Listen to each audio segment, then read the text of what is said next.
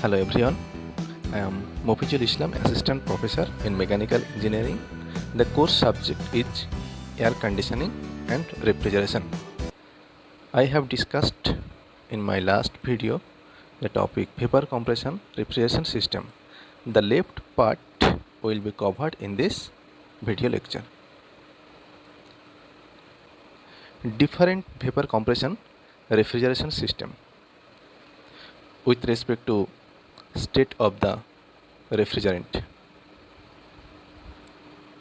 If output of compressor is dry saturated vapor, you can see here the inlet of compressor is wet vapor. There are no superheated zone. The refrigerant effect is low. Next, if output of compressor is superheated vapor, see the diagram, TS diagram, temperature versus entropy. The number 2 point, that is the outlet of compressor, and on, that is inlet of compressor. At the point on, the state of the refrigerant is saturated vapor. Little more refrigerant effect in this refrigeration system. So these are the refrigeration system, VCRS system, with respect to state of the refrigerant and different types of refrigerant. For the pressure enthalpy diagram, 4 to on, this is cooling effect. If output of compressor is wet vapor, number 2 is the output of compressor, that is wet vapor. Point number 1, that is also wet vapor. So here the refrigerance effect is compared to low. There are no superheated zone. Now I want to tell you that in VCRS we always prefer dry compressor over wet compression, because liquid particle present in the mixture of refrigerant may wash away the lubricant oil, and the liquid particle may damage the wall of the compressor. If input of compressor is superheated vapor, that is point number 1,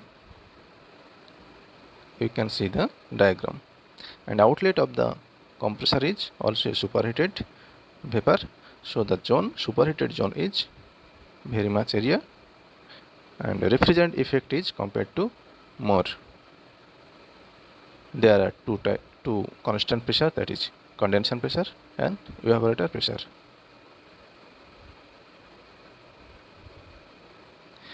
If output of condenser is subcooled liquid, that is the point number 3 dash to 3, that is subcooled liquid. Here the outlet of the condenser meets the saturated liquid line, or maybe it passes the, or it crosses the saturated liquid line and condenses to liquid. The refrigeration effect is high in this system. There are also a superheated zone in this system. Now come to the point, factors affecting COP of VCR system. There are many factors those affects the COP of the system. First of all, effect of suction pressure. Decreasing the evaporation pressure or evaporator pressure, work required will be increased, refrigeration effect will decrease, hence COP decrease. The formula of COP is equal to refrigeration effect by power work input.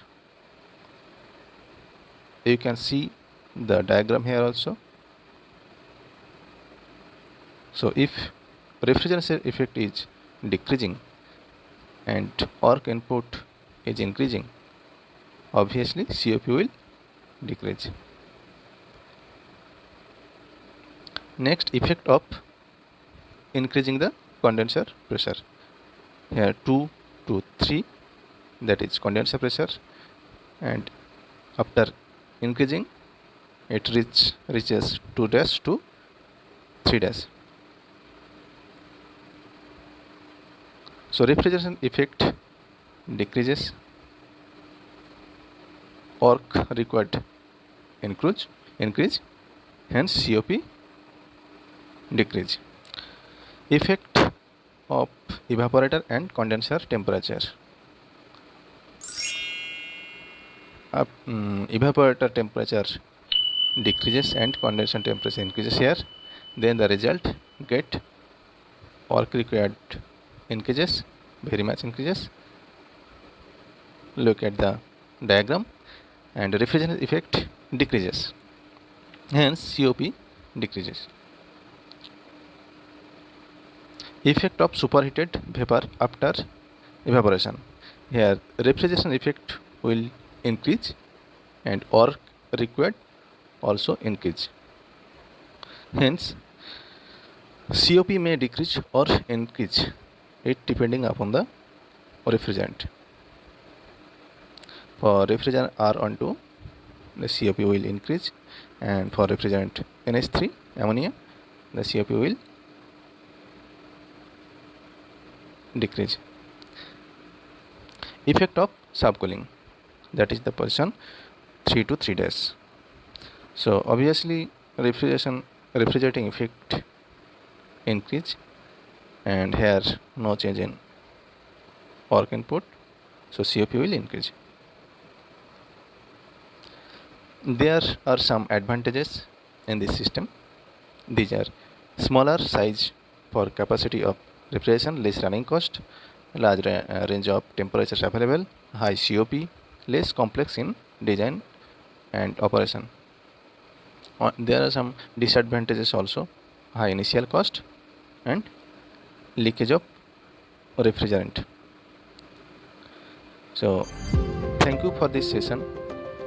I am ending this session here.